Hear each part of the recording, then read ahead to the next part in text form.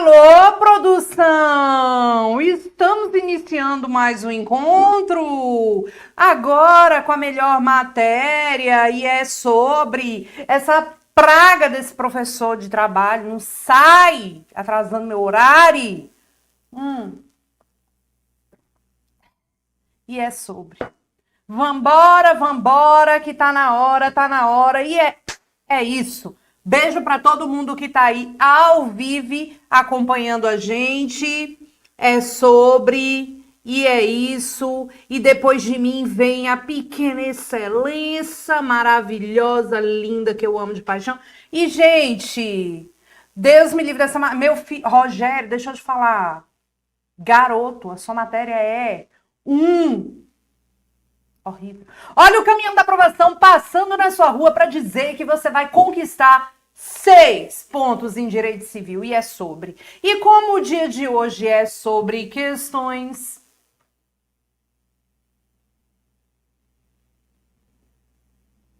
Sutiã bege da prof aparecendo, é brega, mas não ligamos. Gente, deixa eu falar. O seguinte é esse. Peguei questões autorais, feitas por mim, pra gente trabalhar feliz no dia de hoje. Véspera da véspera de Natal. E é isso, ao vivíssimo. Beijo, Jussara, Elaine, Jane, doutora Ana, Rogério Dias, coitado, morro de dó. Cadê o Fred destruindo tudo? O Fred tá lá fora, hoje tá tomando sol. E é sobre. Gente, deixa eu contar. Ai, tô nervosa. Peguei umas questões aqui autorais, quer dizer, feitas por mim mesma, eu. E é sobre. Vambora? Vou abrir direto no Gran Questões. Você pode acompanhar copiando o código da questão. A gente tem que mostrar produtividade pro chefe, mostrar aqui os equipamentos, sistema, né? Para ver se a gente ganha um aumento. Alô, Gabriel Grangeiro, me nota. Vamos lá, Brasil, olha só. Muita hora nessa karma. E segue a nossa primeira questão, elaborada por mim mesma. E é isso. Olha lá, Chanca Vargas da Silva é casada com Antônio Hernani, cacique de New York. Vocês sabem que esses nomes é minha cara, né? No regime da comunhão parcial de bens, e possui 2 filhos adotivos. O casal adquiriu um patrimônio no total de R$1 milhão, sem bens particulares, ao longo do casamento. Chanca descobriu que estava com leucemia grave. Após 2 anos de tratamento e convívio com pessoas portadoras da mesma doença, vendo que não resistiria à moléstia, fez um testamento deixando parte disponível de sua herança para a criação de uma fundação de apoio a pessoas portadoras de leucemia no Distrito Federal. Diante dos fatos, marque a alternativa correta. Estamos diante de uma questão beleza, que dá para a gente abordar regime de bens, testamento, sucessão e fundação. Vamos às nossas anotações. Vamos lá. Olha só, gente, deixa eu contar aqui para vocês. A Chanca é casada com o Antônio. Toda vez que cair questão de direito de família, questão envolvendo sucessão, você não vai ficar com preguiça e você vai desenhar a questão, tá bom? E eles possuem 2 filhos adotivos, o filho 1 e o filho 2. Atenção para uma informação do seu coração que você não pode esquecer. Quando a gente fala de adoção e quando a gente fala de paternidade, maternidade socioafetiva, nós estamos diante de parentesco civil. E o detalhe do coração que você não pode esquecer. Isso aqui gera todos os efeitos jurídicos, todos os efeitos jurídicos, como, por exemplo, exercício de poder familiar, coisa relacionada à guarda, coisa relacionada a alimentos, coisa relacionada à herança. Então, filho adotivo é filho e gera todos os efeitos relacionados a essa temática. Todos os efeitos, absolutamente tudo, entre outros, ok? Então, adoção, socioafetividade, todos os efeitos é uma forma de parentesco civil. Então, se eles dois possuem filhos adotivos, não importa, são filhos. E se são filhos, são herdeiros necessários. Os dois adquiriram aqui, ao longo do casamento, que foi comunhão parcial de bens, e você sabe que no regime da comunhão parcial de bens, nós podemos ter dois tipos de patrimônio. Nós podemos ter bens comuns, que são, vou até botar mais aqui embaixo, ó, comunhão parcial de bens. Nós podemos ter duas modalidades de patrimônio. Nós podemos ter bens comuns e bens particulares, tá? O que são bens comuns? São aqueles adquiridos durante a união estável ou o casamento a título oneroso, tá? Eu pago por isso. Também loteria que você ganha, olha a Mega Sena da virada, você já entrou no bolão da empresa? Pois entre, porque depois todo mundo ganha e fica só você. Só imagine. Loteria, o figuetes, tá? O que você adquire ao longo do casamento a título de aluguel, ainda que de bens particulares, entre outros. O que são bens particulares? O que você possui antes do casamento, o que você recebe mesmo que durante o casamento, a título de doação para você, a título de herança para você, tudo bem? Entre outros. Então, fique ligado. A questão está dizendo ali que eles adquiriram apenas 1 milhão de reais em patrimônio, sem bens particulares. Então, a gente faz aquela bolinha comum aqui. Então, eles adquiriram apenas bens comuns. Quando a gente fala de bens comuns, seja para o divórcio, seja na morte, a gente vai ter que dividir metadinha. Metadinha é do Antônio e a outra metadinha é da Xalana, ok? Então, cuidado. A Xanca, ela resolveu ainda fazer um testamento. Ela resolveu fazer um testamento. E nesse testamento, ela consignou aqui a parte disponível. Eu quero contar para você que você sempre... Olha os meus cabelos lisos. Vou soltar para vocês verem. Olha, você sempre pode fazer o testamento. Sempre é possível fazer o testamento. Sempre. A questão é que o tanto que você pode dispor em testamento. Se você tem bens particulares, se você tem herdeiros necessários, você pode dispor até 50% dos bens. Se você não tem herdeiros necessários, você pode dispor, inclusive, acima de 50%, até a totalidade. Então, a gente vai observar o seguinte, é o tanto que você pode dispor em testamento. Então, vamos anotar aqui, ó. Presta atenção, não precisa ficar olhando pro meu cabelo, não tá lindo, mas vamos lá, presta atenção.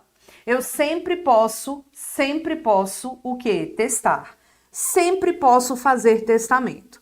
Eu sempre posso. A questão é que eu posso dispor até 50% ou eu posso dispor até 100%. Qual vai ser a diferença? Se você tem ou não tem herdeiro necessário. Se você tem herdeiro necessário, você pode dispor até 50%. Se você não tem herdeiro necessário, você pode dispor até 100%. Roberta, quem é herdeiro necessário? Quem é que lembra? Herdeiro necessário é descendente, ascendente, cônjuge ou companheiro, tá? Então, herdeiro necessário são descendentes, ascendentes, cônjuge ou companheiro. Então, pega e observa que a Shanka morreu. Shanka morreu e ela deixou um testamento dispondo a parte disponível para a criação de uma fundação. Fundação é uma pessoa jurídica de direito privado que é constituída basicamente por meio de patrimônio, tá? Só, antes de você dar o print nessa tela, porque eu vou voltar, só fazer um desenho aqui com você. Nós temos dois tipos de pessoa jurídica de direito privado, sem finalidade lucrativa, tá? Sem fins lucrativos, ou seja, eu não estou preocupada em ganhar dinheiro. Quem são essas pessoas jurídicas? São duas. A gente vai ter aqui a associação,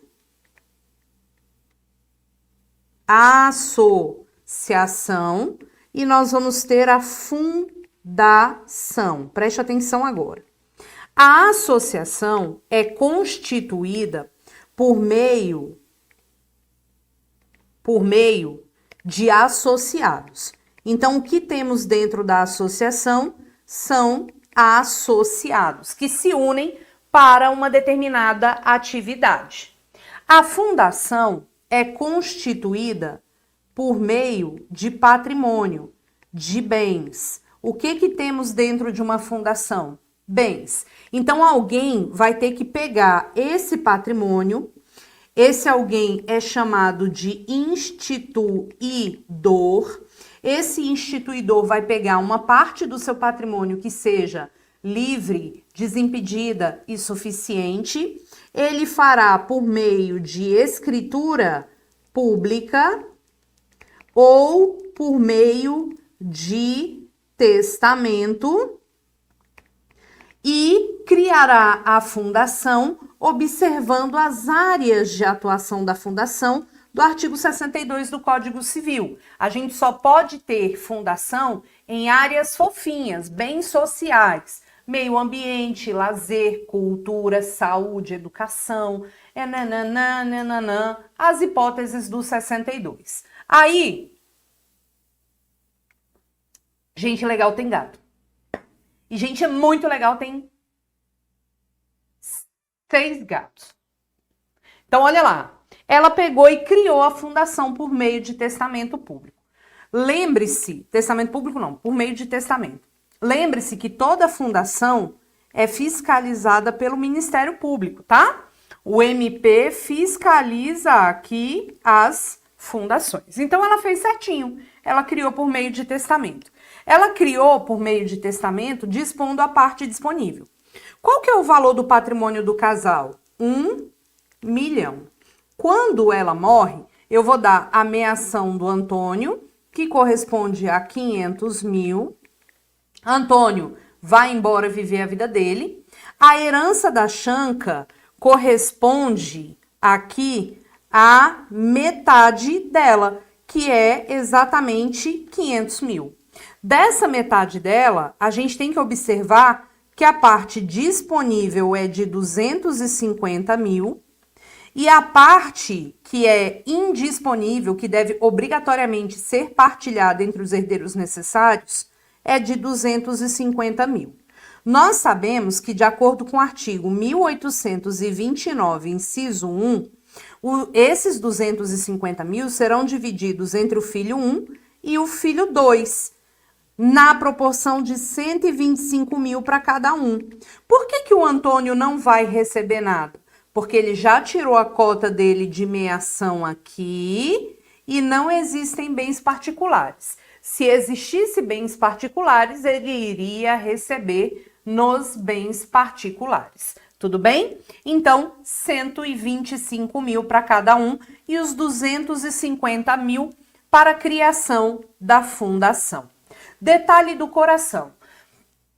Para você criar uma fundação, você precisa dispor de uma cota patrimonial. É o instituidor que tira uma parte dos seus bens, uma parte do seu patrimônio, para criar essa fundação. Beleza.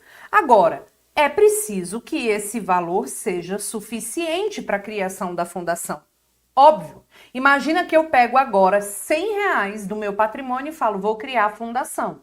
Não dá nem para comprar o capacho, tapetinho de colocar na porta de entrada da fundação. Então, é insuficiente.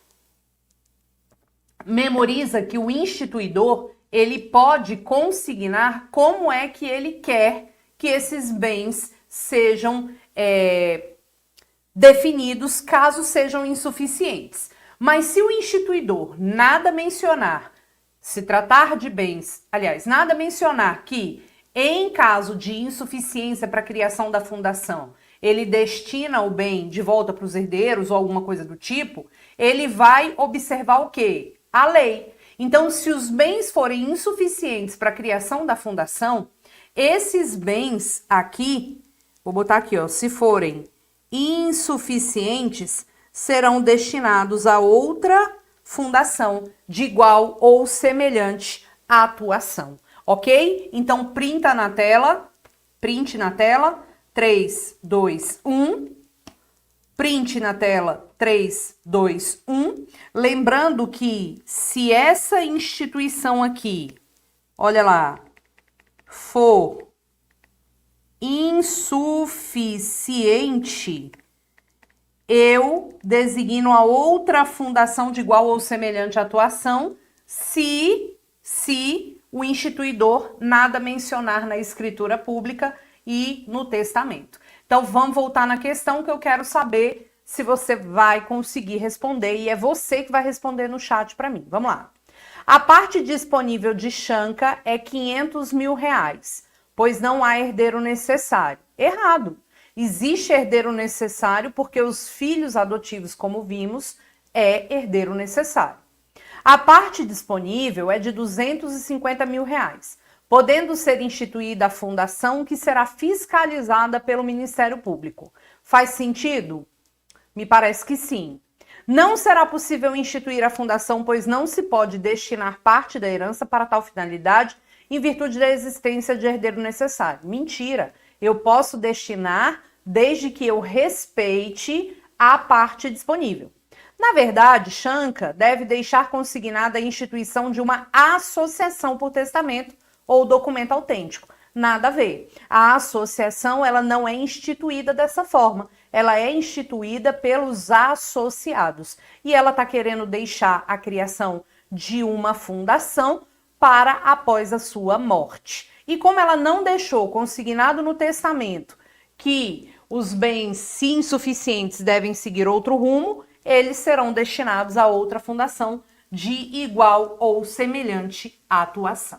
Belezura? Vamos voltar aqui e eu vou pegar mais uma questão para você. Uma questão que envolve também contratos, mas que foi elaborada por mim e é sobre. Vamos lá. Olha só.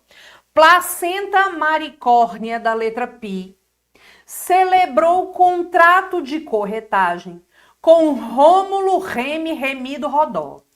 O objeto do contrato foi a realização da venda do apartamento de propriedade de Placenta, localizado em Boa Viagem, Recife, meu país, Pernambuco, melhor do mundo.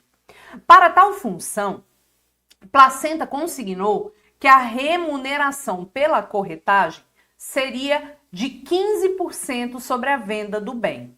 Você tem que lembrar que o contrato de corretagem, ele é um contrato de aproximação. O corretor vai trabalhar para poder aproximar vendedor e comprador. É um contrato que pode ser verbal, como pode ser escrito. Não temos maiores formalidades. Aliás, em relação aos contratos, é bom você lembrar que prepondera o princípio do consensualismo. O que é o consensualismo? É aquela situação dos contratos se formarem apenas e tão somente pela manifestação de vontade. Manifestou a vontade, eu digo sim, você diz sim, o contrato está formado.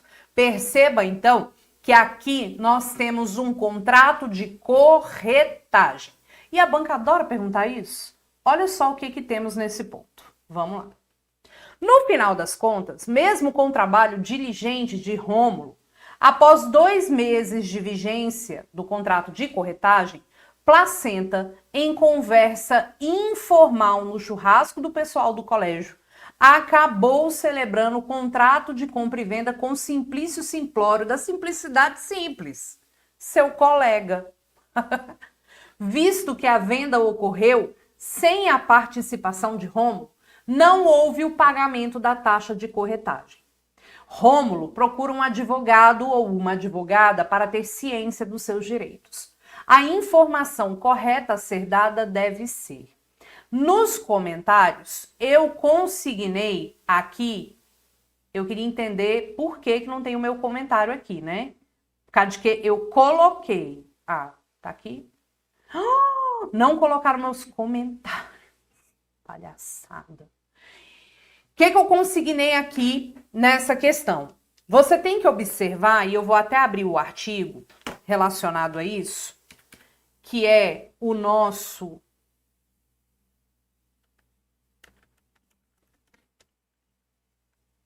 (726), salvo engano, que diz o seguinte: quando você faz um contrato de corretagem, o corretor, quando ele age, quando ele atua, ele vai ter o direito ao quê?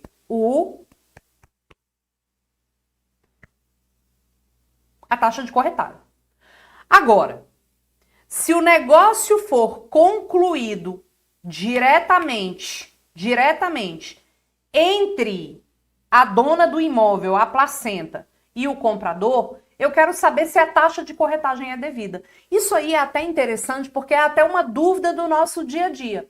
Essa taxa será devida, não será devida? Como é que funciona isso? Olha o artigo 726. Iniciado e concluído o negócio diretamente entre as partes, nenhuma remuneração será devida ao corretor. Nenhuma remuneração será devida ao corretor. Mas se por escrito for ajustada a corretagem com exclusividade, terá o corretor direito à remuneração integral, ainda que realizado o negócio sem a sua mediação, salvo se comprovada sua inércia ou ociosidade. Então, prof, me conta, nesse caso será devido ou não será devido? Veja, se o negócio for realizado direto entre o dono e o corretor, a gente não não é o corretor, vamos respirar. Volta. Se o negócio for realizado direto entre o proprietário e o comprador, sem a atividade do corretor, eu não devo a taxa do corretor. Agora, se a gente faz o contrato por escrito, contrato escrito, papelinho, e nesse contrato escrito consta cláusula de exclusividade, ainda que eu faça de forma direta, eu vou dever a taxa de corretagem para o corretor. Só que perceba que a condição para que essa corretagem seja devida é que ocorra categoricamente um contrato escrito constando uma cláusula de exclusividade. Aí imagina que a Placenta chega para o Rômulo, que é o doidinho do pão aqui, o corretor, e promete verbalmente a corretagem com exclusividade na presença de 250 testemunhas. Aí ela vai para o encontro da escola e vende para o Simplício. Nesse caso, na presença de várias testemunhas, será devida a corretagem? Não, não será devida a corretagem. Por quê? A lei é clara, tá, Arnaldo? A lei é clara, Arnaldo. Veja, somente será devida a taxa de de corretagem se o contrato for escrito. Então vamos verificar aqui as possibilidades. A informação correta a ser dada a ele deve ser: não terá direito a receber a porcentagem, independentemente de contrato. Terá direito a receber a porcentagem, simplesmente pela assinatura do contrato de corretagem. Somente terá direito à remuneração do seu trabalho se houver cláusula de exclusividade que, por sua vez, somente terá eficácia se for por escrito. A compra e venda realizada diretamente por placenta é nula, visto o descumprimento do contrato principal, qual seja a corretagem. Qual item você marca neste caso?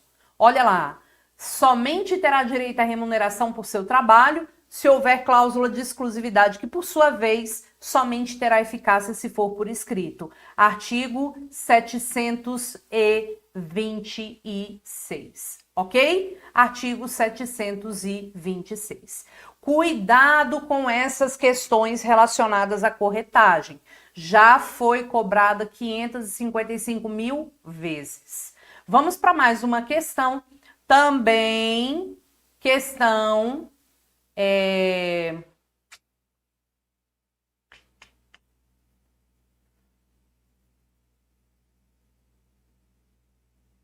Também questão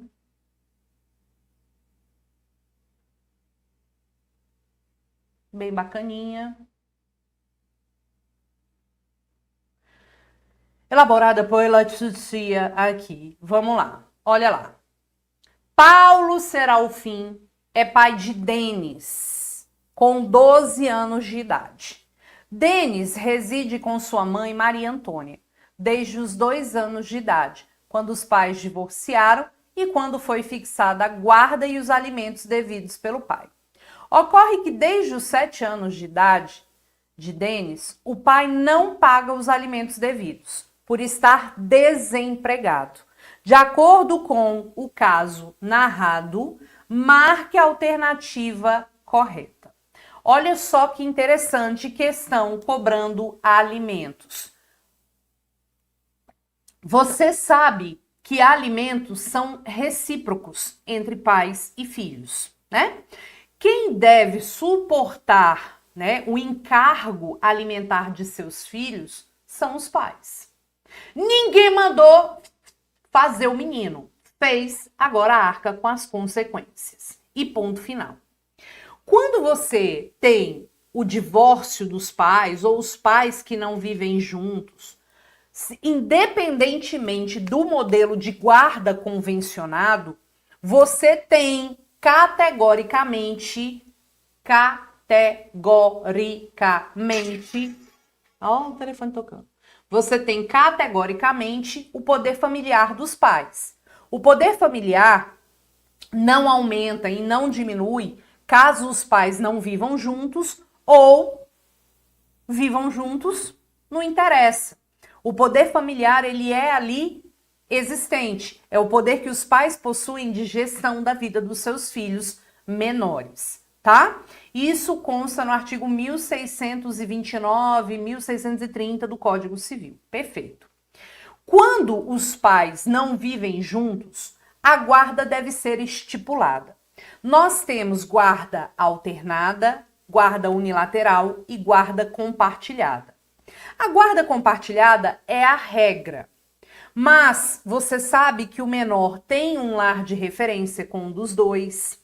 Não existe essa história de vou fixar a guarda compartilhada porque eu não quero pagar alimentos. De vez em quando chega uma alma cebosa lá no escritório falando esse tipo de coisa, o que não condiz com a realidade, tá? Não é a realidade. Então, na verdade verdadeira, a guarda compartilhada não retira a existência de um lar de referência, que é com o pai ou com a mãe, e também não desobriga ao pagamento dos alimentos. A guarda compartilhada é simplesmente o dia a dia compartilhado do menor. E agora, em 2023, nós tivemos a inserção no Código Civil de um dispositivo que fala que se os pais não têm diálogo, não tem como o juiz entubar, né, goela abaixo a guarda compartilhada dos pais, porque aí o filho vira moeda de troca e sofre mais do que, né? Enfim, vou nem falar. É isso. Aí o que acontece? Nós temos a guarda unilateral, que é fixada a favor de um dos genitores e o outro exerce o direito de convivência por meio das visitações, e temos a guarda alternada, pouco utilizada, só em última ratio mesmo, quando o menor fica equilibradamente, matematicamente, numa casa de um, numa casa de outro. Então, uma semana com um, uma semana com o outro, e etc, e vai, e tá, e tome, e vai. Né? Como o menor fica sem um lar de referência, o ideal é que essa guarda seja utilizada somente em último caso mesmo. Quando a gente fala dos alimentos, os alimentos são divisíveis entre os devedores. Então, se eu tenho pai e mãe e o menor gasta, sei lá, R$3.000 por mês, o pai deve arcar com 1.500, a mãe com 1.500. É o binômio necessidade-possibilidade. Agora, é fato que quem ganha mais pode contribuir com mais. Entra aquele esquema da proporcionalidade. Veja, meus caros, que se você tem a fixação dos alimentos e você não paga os alimentos, chilindró sem dó, vai preso pelo período de 1 a 3 meses, de acordo com o Código de Processo Civil. A prisão do devedor de alimentos é uma opção do credor. O credor vai definir como que ele quer executar os alimentos não pagos já fixados judicialmente ou referendados pelo Ministério Público, advogados dos transatores ou defensores, por meio da formação de um título executivo extrajudicial. E aí, o que vai acontecer na fila do pão? Foi preso, pagou os alimentos, deve ser posto imediatamente em liberdade. Lembre-se que cabe habeas corpus no caso de prisão civil por dívida de alimentos, se essa prisão se tornar ilegal ou ilegítima. Não tem problema nenhum. O fato é que vai preso. Agora, professora, eu estou desempregado, ou como caiu recentemente no exame de ordem, eu fui preso. Quando eu estou desempregado, ou eu fui preso, ou eu estou doente, ou não sei que lá, eu posso deixar de pagar alimentos? Existe uma justificativa para isso? A resposta é não. Desemprego, maioridade, desemprego dos pais, maioridade do filho, ou até mesmo prisão dos pais, não é fato suficiente para deixar de pagar alimentos.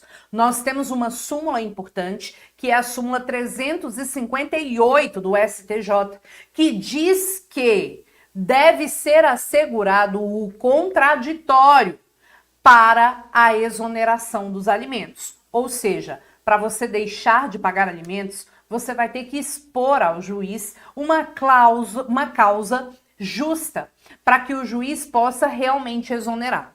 Professora, a maioridade por si só não é causa de exoneração? Nani não, porque se até os 18 anos você paga alimentos em virtude do poder familiar, a partir dos 18, os pais podem continuar arcando com alimentos com fundamento em um princípio chamado princípio da solidariedade no direito de família. Então, o juiz vai analisar o caso de forma casuística. Por isso, a gente precisa de uma demanda judicial exoneratória. Lembrando que também é possível majorar os alimentos quando eles se tornam insuficientes para a vivência do menor ou reduzir quando eles estão fora do contexto do binômio necessidade-possibilidade. Aí será feito por meio de uma ação de revisão de alimentos. Agora, quando os pais real oficial não têm condição de arcar com os alimentos de seus filhos, nós podemos chamar para este contexto os avós. Os avós também podem ser compelidos a pagar alimentos. Prof, na verdade, qual é o contexto? A gente tem uma súmula, que é a súmula 596 do STJ, que estabelece que os alimentos devidos pelos avós são complementares e subsidiários. Isso quer dizer que eu somente vou atrás dos avós quando os pais não têm real oficial de onde tirar. Não tem como. Ah, ele está desempregado. Não é causa simplesmente disso. Tudo bem? Não é causa simplesmente disso. Vai vender sua arte, vai fazer qualquer coisa. Te vira na fila do pão. Mas os alimentos devidos pelos avós são alimentos que são subsidiários e complementares. E tire da sua cabeça que os avós não vão presos. Vão presos sim.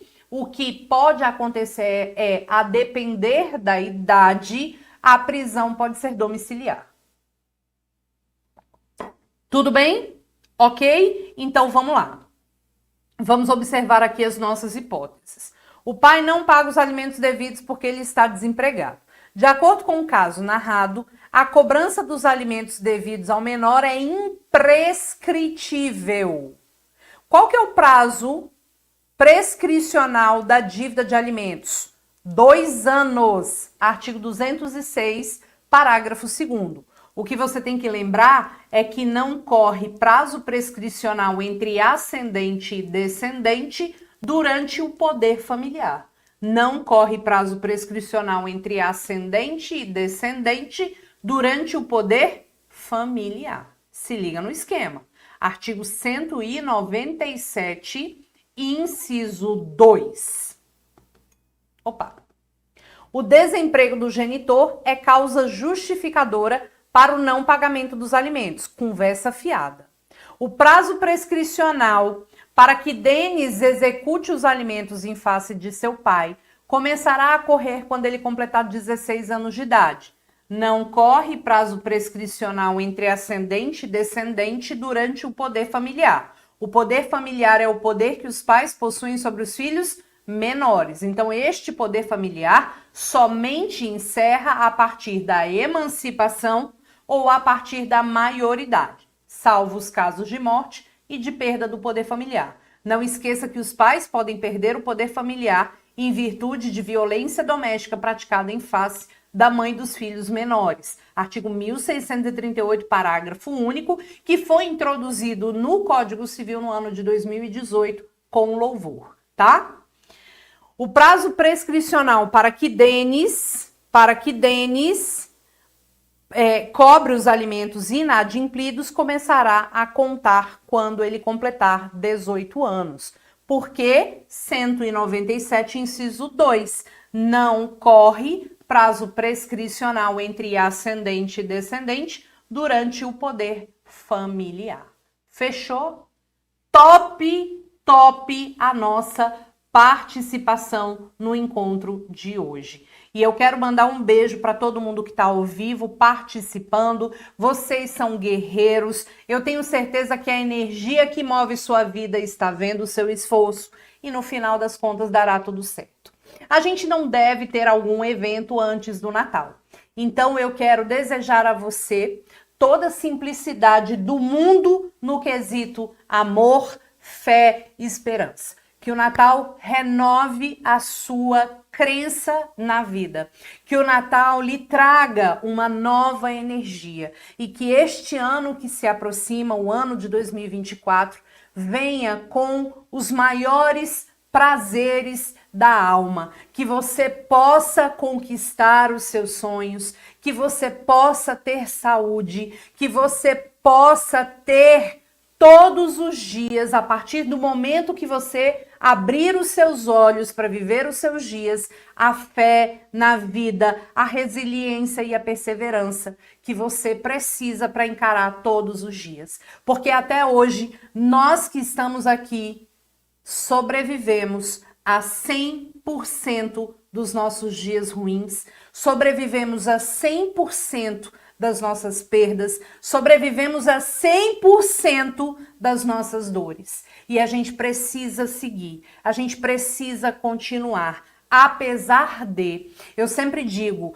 precisamos ser felizes, apesar de. E eu encerro o meu tempo, que eu tenho 1 minuto, com uma letra de uma música que eu amo e que eu tenho ouvido muito mesmo. É uma letra da Marisa Monte, que é Feliz, Alegre e Forte. O que importa se o tempo passou? O que importa se vai demorar? O que importa se o dia chegou? O que importa se nunca virá? O que importa se alguém falou? O que importa se ninguém falar? O que importa é aqui e agora. Toda hora é hora enquanto eu posso estar. O que importa é ser aqui e agora. Toda hora é hora enquanto eu posso estar. Porque eu sou feliz, alegre e forte. Tenho amor e sorte aonde quer que eu vá. Eu sou feliz, alegre e forte. Tenho amor e muita sorte onde quer que eu vá. O que importa se o pneu furou. O que importa é se vai decolar. O que importa se escorregou. O que importa é se você vai levantar. O que importa é se a noite esfriou. O que importa é saber amar. O estado contente da mente depende somente de acreditar. Porque o estado contente da mente depende da gente. É só acreditar. Sou feliz, alegre, forte, tenho amor e muita sorte onde quer que eu vá. E eu tenho certeza que você também é uma pessoa feliz, alegre, forte, tem amor e muita sorte onde quer que você vá. Gente, Feliz Natal para vocês! Estamos juntos nessa caminhada sempre, ano após ano, sempre aqui na nossa Gran Família OAB. Um beijo para vocês, fiquem com Deus, muito amor e muita sorte neste Natal e no próximo ano. Beijo para vocês. Tchau!